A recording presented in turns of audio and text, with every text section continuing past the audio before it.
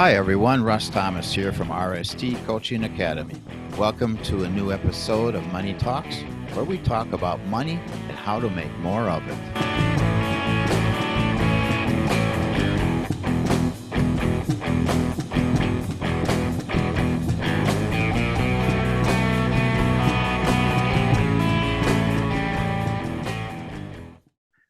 So hello, everybody out there on internet land, on the Money Talks podcast and the Roku channel, as well as we are now on Amazon Fire. So you can hear us or you can see us, whatever you want to do. But we're here at Daytona Beach, sitting down here on Friday morning. I'm sitting with my young friend, Colby Caldwell, who is a good friend of mine and an inspiration to me, an old man. If I knew what he knows, if I knew it when I was his age, I would be further along in life, that's for sure. So anyway, I want to get going here and let Colby do some talking. He's going to tell us about his background, where he came from, the life he was living back years ago, what changed his life, the life he's living now, what he's doing. He's an entrepreneur, and I love that about this young man as a millennial. And so he's got some fire in his soul, fire in his eyes, fire in his heart, and he's going to tell us about that and then where he's going too. All right, Colby, welcome aboard. Welcome to Money Talks, where we talk about money and how to make more of it. All right. All right. I love it. Hi, everybody. Russ, thanks for having me on the call. I'm excited to be here and share my story and how I got here and where I'm heading. So I guess I'll go back. I was raised here in Daytona Beach, Florida, and Daytona Beach is known for the party city. Everyone came here. Most people would come here on spring break. They're in college, they have vision, they have dreams, but they come here and they just let loose and go crazy. And I lived in it. And so one group would come and I'd party with them, and then they would leave, and another group would come, and then I'd party with them. And I lived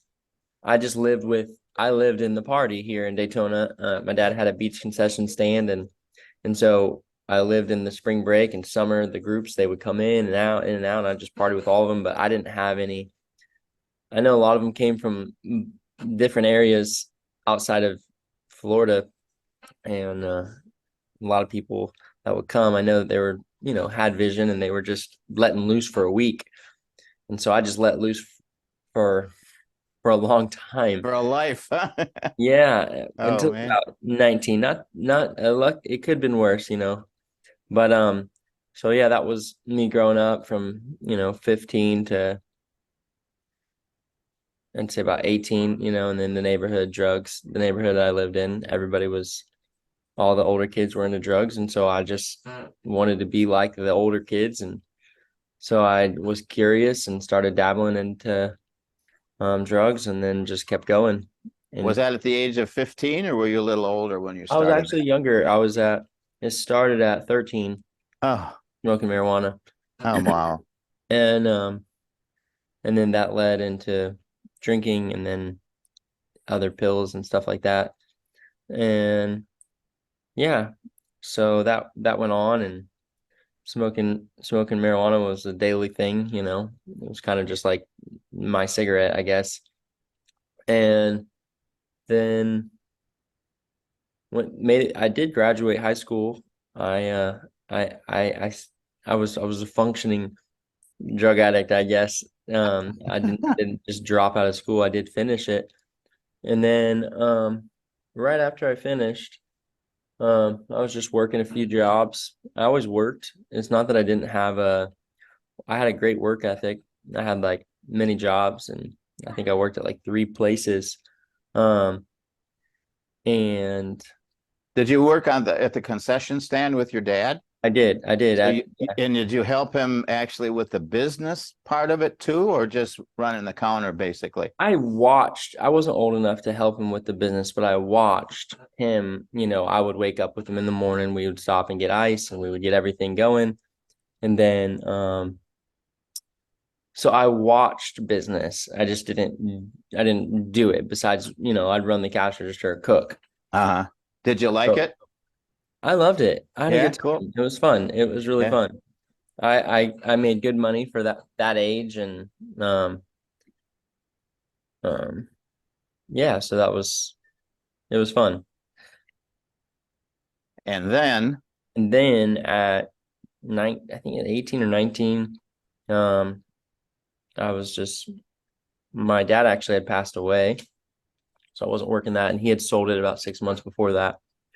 And so I was working at a restaurant, I was working at a seafood market, I liked to change it up. So I would work 2 days here, 2 days there, 2 days here. So I worked probably 50, 60 hours a week, but I didn't work the same job because that's just what I liked. And I had the ability to demand what I wanted because I did work hard and then I partied hard. and then you like the variety, I suppose. I That's why did. you I you did. did the three jobs. Uh-huh. Yeah. I All did. right. I did. And then 19, I got invited to the Amway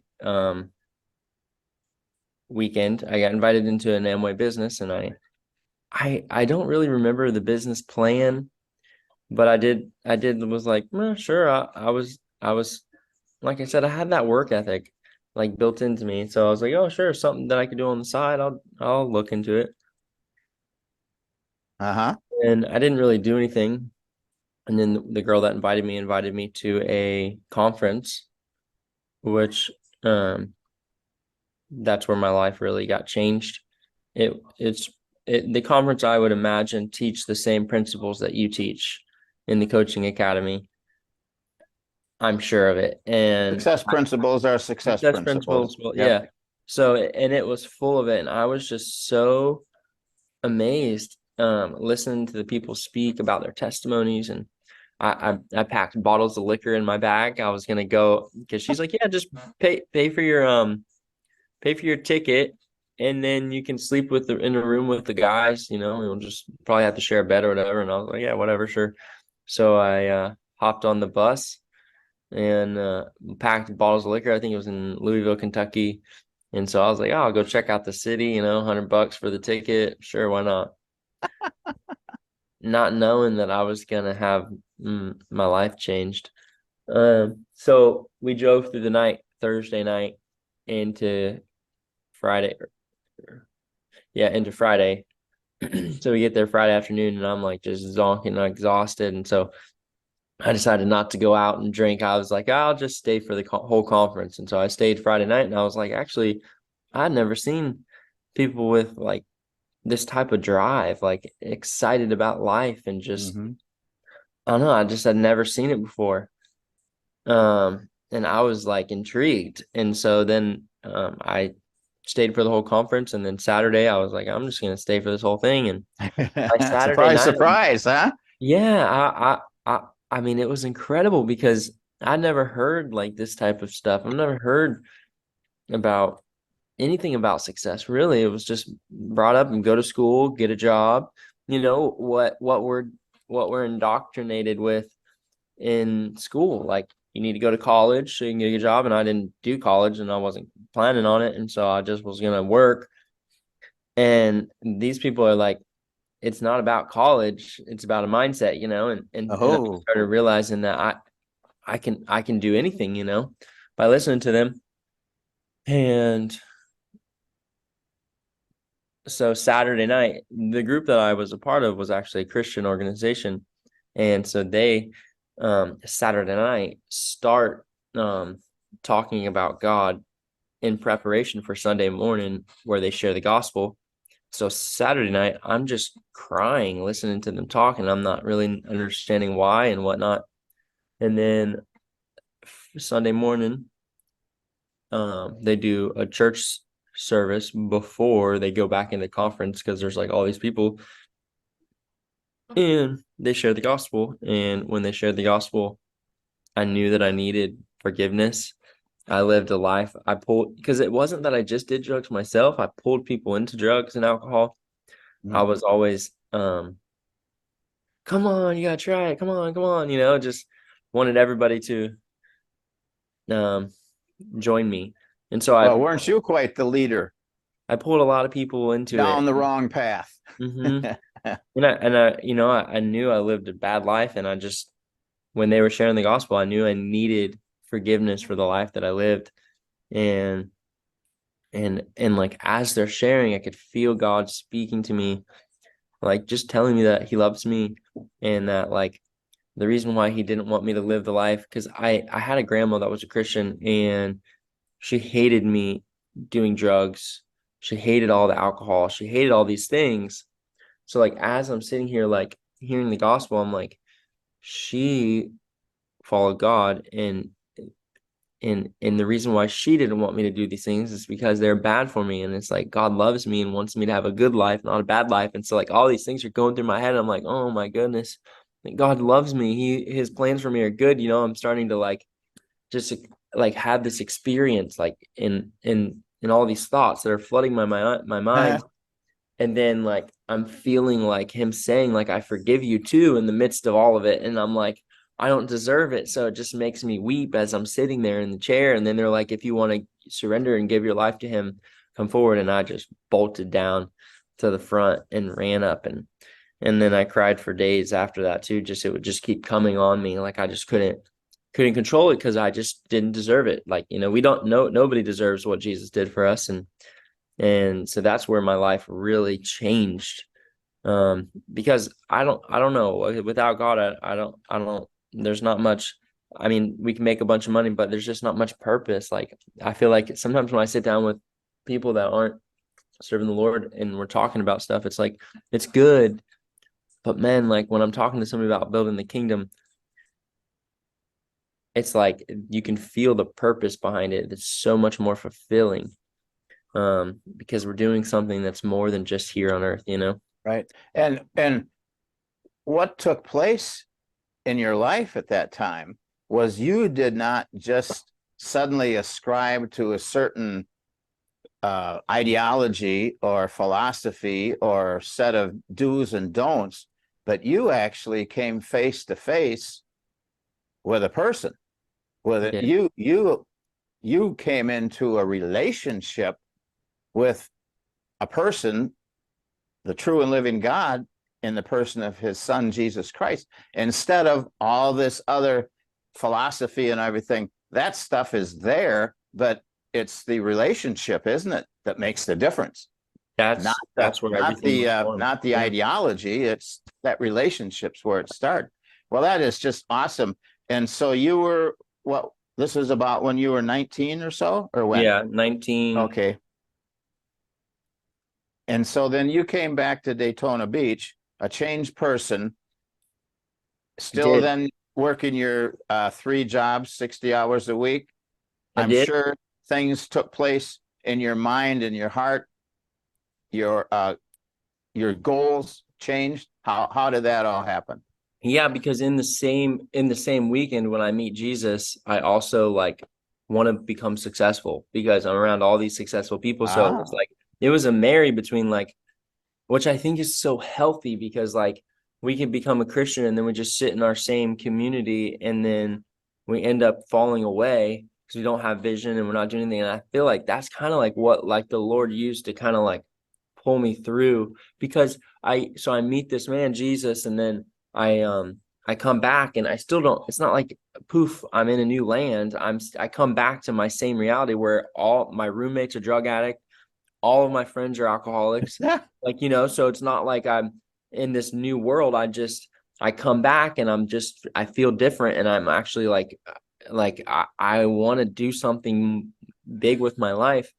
And so like, because of that, um I feel like I was like looking at everybody around me and like, I don't want to be like anybody I'm around, like, because that was one of the things they talked about, is like, who you're hanging out with is who you're going to become. So you hang out with all these alcoholics, like you're going to become an alcoholic. Like it's just, and so like I had to make a decision, like, and I did, like, I'm like, I don't want to be like, and I had friends that were all older than me too. A lot of them were like, like 10 years older. So they're in their 30s. And I'm like, there is no way I'm at 19, 20. Like, I do not want to be where they're at in 10 years. We're in the same boat, you know? I remember Uh-huh. having all those thoughts, and but I also like came back, and I remember like when you're saying I didn't have any ideology, I came back, and the only place that I'd go on a Friday night was the bar. So like Friday night, I went to the bar, and I get back, and I'm like telling everybody, I'm like, you got to meet this man, Jesus. He's amazing. He loves you guys. Like, and I'm having a beer, but like I'm like in my heart, I'm like celebrating the Lord and like telling them like Jesus loves you. He's amazing. And like, so there's a season of like this where I'm like walking with the Lord, but still kind of dabbling back and forth. Hmm. And the, and like you said, there's like this relationship, and I could feel like the Lord speaking to me, like, you don't want to be doing these things. And I would listen, and I'd stop that, but it took like a couple months. Um, but yeah, so then I was working for fish market, I was working at a restaurant, I was working at a baby food factory, and then one day a week I was also mowing lawns with an older man that was just a super nice guy. And so like after like a month of following Jesus and like having this new mindset, I started having money that I never had before because I spent all my money on alcohol and drugs. So like where I would, get my paychecks and they would be gone by the time I got my next paycheck. That's how I lived. Like there was never like stashing up anything like at all. And so then like I like have a couple $1,000s in my bank account. I'm like, I've never had this before. Like this is crazy. And so when that happened, I'm like, I need to do something. Like, so because I was mowing lawns with this guy, I asked him, I'm like, can I buy some of your equipment? Because he had a bunch of equipment. I'm like, can I buy some of your equipment? So I started buying equipment, started mowing lawns, and and I started one day a week. And then that's where like I started I was building the Amway business at the same time. And then I started building the lawn service at the same time as that. Probably took about a year until I was like full-time mowing lawns for myself. And this is where I like shifted from employee to business, I guess. And people always ask like, well, how do you start? And I'm like, just do it, like Starts with a I dream, didn't, starts with a passion, it starts with a does. commitment, doesn't it? I think that there's always like these roadblocks because of the unknown. People just don't take action because they don't know what to do.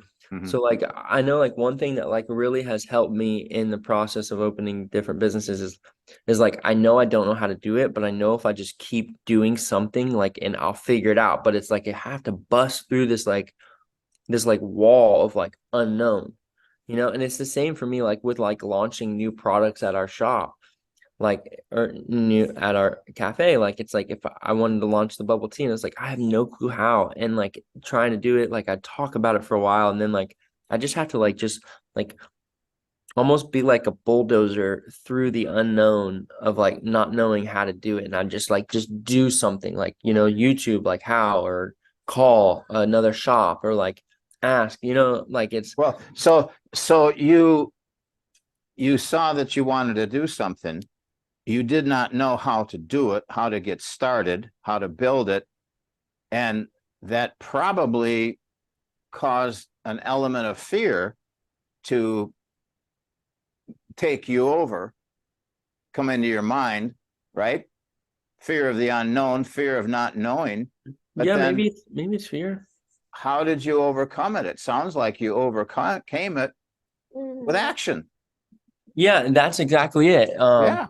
That's exactly it. It's just I had to take action. And when I took action, this is exactly what broke me um through that barrier. So I gotta get my son some water. He's water.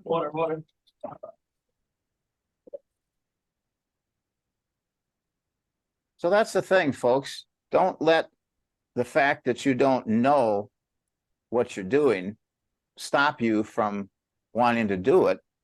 Because if That's you get it. started, you're going to learn how to do it.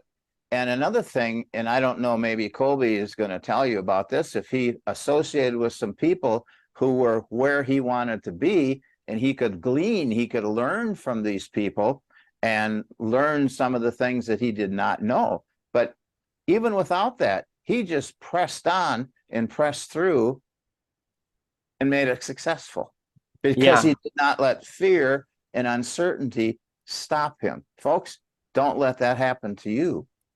Keep going. And I also like see a lot of people talk about like, oh, I want to do this business. They always like are telling me like, I want to do this business. I want to do that business. I'm like, well, cool. Well, like, but like, there's like the word business for some people, like think like it's like this daunting word, like, and there's like, you have to have all these licenses and all this stuff to like be able to have a business. But it's not really like that. Like if you just start, you'll figure out all those little details, and that's what I did with the lawns. I didn't know anything but how to mow a lawn, because I was mowing lawns. I didn't know anything about business besides I did shift the group of people that I was hanging out with. So I stopped. I moved out of the house I was in, moved like 15 minutes away to a new city. Really same city, but no, I guess it is a different city. I moved to Port Orange from Ormond, which is like it's down the road, basically. Into a house, and I did stop hanging out with everybody. Birthday party would come, I might go, but that was a month. I stopped hanging out with that group of people. Now I know that you took this lawn care into quite a business and quite an enterprise. Was that something that was a goal of yours, or did it just kind of happen because you put in the time every day? Or when did it become a goal and it says, I want to build this thing bigger than me? You know what I mean? Yeah, I think probably all the way from day one, because what I had was ingrained in me, and it's still my driving thing is I don't want to be an employee to my own business, and so I want to own my business. I don't want to run my business. You know what I mean? You want to run the business and not have the business run you. You want to own the business and not have the business own you. Yeah, and there's a lot of people that are stuck being an employee to their business, and that was one thing that I got from the Amway group that very first week. And then I that's who I associated with too, by the way, is I left the whole community. I just hung out with all the Amway people that were building the Amway business. That was my community, and everybody was. And so the mindset in that group is let's be free, and let's be free from having to work a job. Let's be free and to be able to do what you want when you want. Like, and so this has always been like when I started mowing lawns, I don't want to be mowing lawns. I just want to. So I think from day one, I had this like, and it's still it's like in me. Like, if I want to go to my shop, it's because I want to go to my shop. You know what I mean? I don't want to go to my shop because I have to go work it. And if I have to, I will. And I do. I'm okay with working. I want to work, but it's just, I don't want to have to. I want to be free to do what I want when I want. And so that's what started me. Like that was where my mindset started when I started my lawn service. So that's how it grew to where it grew. So you had a plan when you started. You didn't trust it, leave it to happenstance, but you had the plan and you worked the plan and you did what you needed to do. You hired other people, delegated things to other people, so it wasn't all revolving around Colby. So fast forward now. You don't have that business anymore. You're into something else. So tell us about that transition from selling the lawn service and what you're doing now. Yeah, so it's honestly a God thing. I felt like God was telling me to step out of the company that I had built, which was really hard to do. I felt like he was speaking to me in my heart. Like I could feel it, like he's saying, like, lay this thing down. But like, this is where definitely fear came in for me, for sure, because I have a family at this point, and I'm like, it's the only thing I really know. I've been doing it for 10 years, and it was finally like very successful in my opinion. Like I had 3 crews running, and it was perfect. We branched out into landscaping, artificial turf, and lighting, and all these things, and irrigation. And so I had like the full landscape crews, and um, and so it was hard because like it was perfect. We were looking for houses, like our dream house, and I just felt like the Lord was saying like it's time to lay this thing down. And so this is where like business and Christian, like for me, like Jesus is like my leader, and so like I felt like he was leading me into, which was so hard, but I did it after a little bit of like I feel like him twisting my arm a little bit, uh, and So and there was a bit of obedience there, um, that even with the fear factor, you knew what you had to do, and you did it because you wanted to obey and do the right thing, yeah, knowing that ultimately it was going to be the best thing. it really was. I Yeah. remember, so I stepped out and we bought a house right before that, that we had. So in that process of the Lord telling me to sell, we also felt like he told us to move into an RV. So we moved into an RV Mm. and traveled around for a period of time. And the house that I purchased, I put on Airbnb. And then I had another house already and I put that on Airbnb. So I had these two short-term rental properties, one that was producing incredible, like was just amazing. Um, it's like on the beach, and I had re-landscaped the whole thing, put a putting green in. I mean, it was just a decked out house. So a few months into after we closed on the selling of the landscape company, I'm just in the middle of the day at the park with my kids, and just like, man, these houses produced a better salary than my landscape company had given me, Wow. which How about that?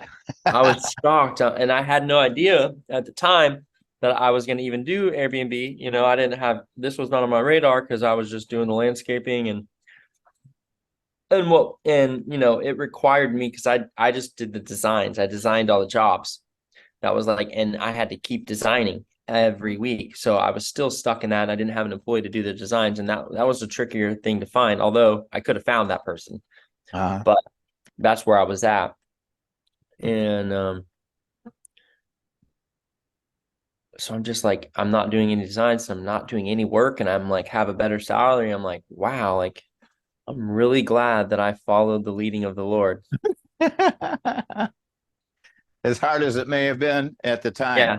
Yeah. Yeah. I remember thinking So it. I'm then, like, so then all of a sudden, even fast forward a little from there, you're in a whole new enterprise, totally different from the landscaping, but maybe not so different from other things that you had done previously for your dad and for these restaurants, right?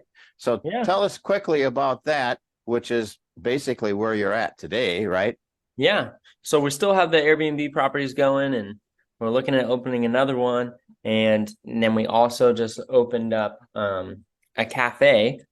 Um, and we started with acai bowls and kombucha. We have a kombucha bar and coffee and tea and all that. And now we're opening up uh into sandwiches and going to be kind of more of a lunch brunch type of stop. So yeah, that's what we're doing now. And this, by the way, folks, is on South Beach Street in downtown Daytona Beach, called The Porch. Yes. 212 South Beach Street is where this is located. And it's some of this stuff's kind of exotic, like kombucha and all this. I don't know. It's beyond me. My wife likes the kombucha. I'm not a coffee drinker, but I've started drinking their lattes, and they're really great as long as they put enough flavor in there that I don't taste the coffee. But anyway, so that's what they're doing now, and you're using that to generate some cash flow for the family, and it sounds to me like you're giving. You have a philosophy from when we talked a little while ago about make a gob of money. It's okay for a Christian to make a gob of money as long as they're doing the right thing with it and Yeah. not just heaping it onto themselves. That's where a lot of people go wrong is they make all this money and then they just waste it on themselves instead of doing anything positive with it. And I think that can give a negative connotation to a person of faith, a Christian, or any religion for that matter, about the sin of making a lot of money. There is nothing wrong with making a gob of money.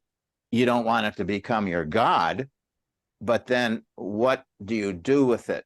Use it for good. Use it to help other people. In this case, use it to help build the kingdom of God and to reach other people.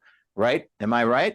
Yeah, absolutely. Running off of the mouth here. I know we're in agreement on this whole philosophy, and a lot of people stumble over it. They just think, oh, money's a bad thing. I just want to get by. Well, you know what? The more you have, the more you can do. The Yeah, more I think people you can Christians should help. be well off. Yeah. Why not? You can either be rich or poor, and so why not be rich and be able to fund people and missionaries and these kind of things and yeah, so my belief is it's not. I feel like in the Old Testament it was the law and you had to follow the 10%, but I feel like now it's you give everything. So like it's not just 10% of my bank account's the Lord's, 100% of the bank account's his, 100% of my life is his. You see in Acts where they sold everything and Mhm. none of them had need among them. And that's how I view it. I feel like it's not 10% anymore, it's 100%, it's God's. And so like if God says to give here, you need to give there, you need to like so that's kind of like my view of it. Is it's all his. And so like the moment he says to do something, we do it. We get to we get to have a place, our cafe, we allow other people to use it, people that we're in relationship with. So there's no cost to people to use it. Uh-huh. We hold Bible studies almost every night of the week.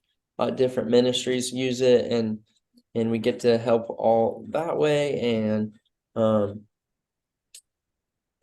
and even with our houses, we get to host people, which is really a dream of ours. We love hosting missionaries. I think we've had 4 groups come in so far that we've gotten to host, and that's been amazing.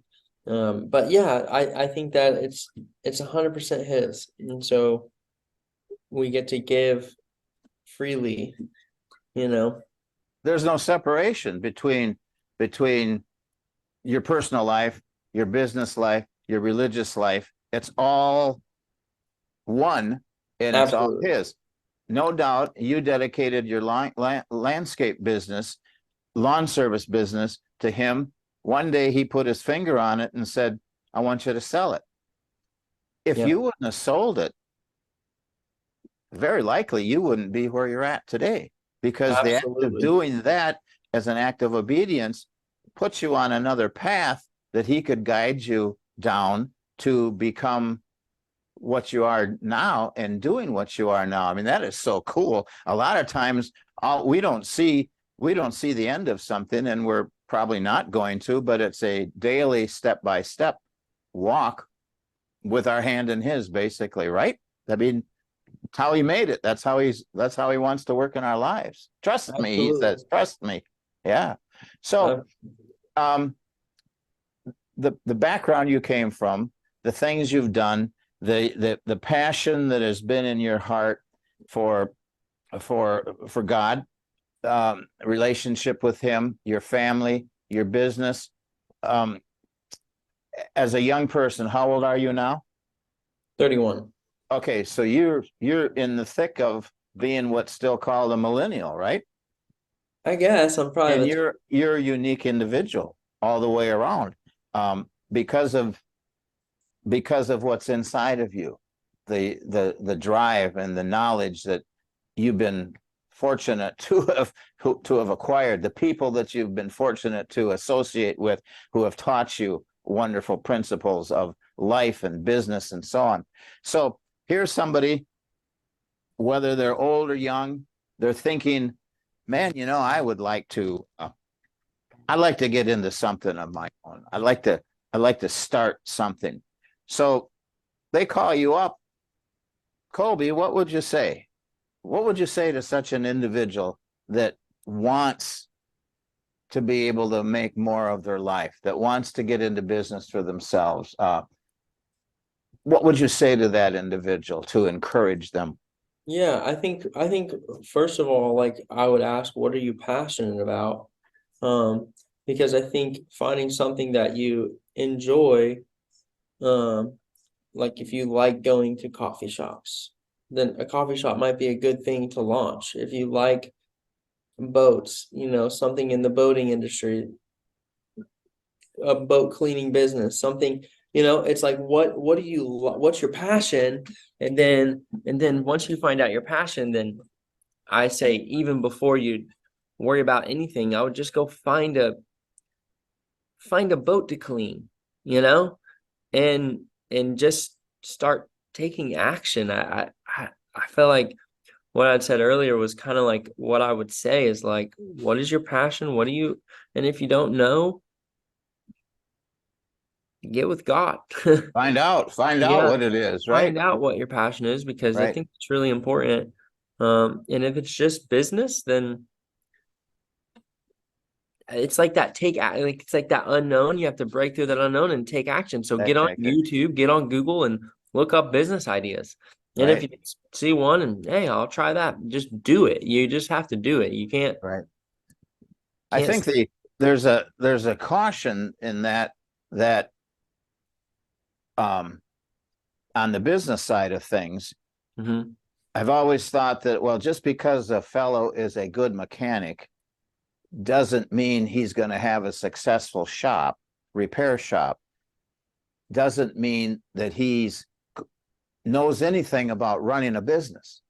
And Mhm. so there's that aspect of it too. You were fortunate enough to be able to have the ability, acquire the ability to actually run a business, know how a business runs, what it entails, which is above and beyond serving up a kombucha or a tea or mowing a lawn. There's much that goes behind the scenes, isn't there? And that individual that has that passion also has to combine it with some knowledge and wisdom, experiences comes along. And I would say get with people that are down the road and are in a position to counsel, or here's the word, how about this, coach you how to be successful, how to run that business, right? And Absolutely. so that's so important. And obviously that's what one of the things that I'm involved in, sales training and personal and business coaching. But it does start with that passion, Yeah. does it Yeah. not? It does start with that passion. I think one thing you have to identify too is not the how to run a business will come if you know the why.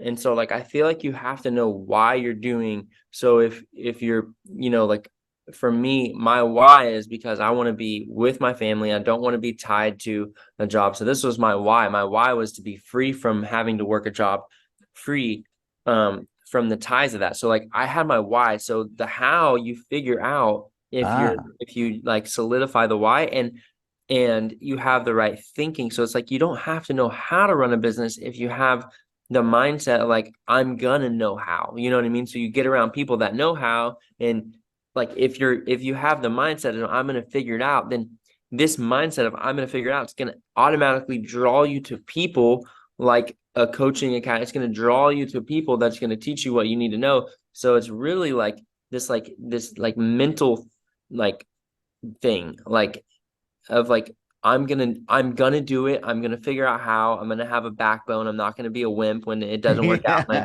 yeah. and I end up like with no money in my bank account. It's like you have to just like know that you're gonna be able to do it. And the only way to really get that the right mindset is hang out with people that already have that mindset. That was one of the things that they taught me way back when in Amway was you have to it's about a mindset. I heard I was actually just talking to my brother-in-law and he was telling me about like these they did this 2-year study where they gave $1 million to like 3 homeless people and 3 people that were millionaires, but they took all access to their bank account.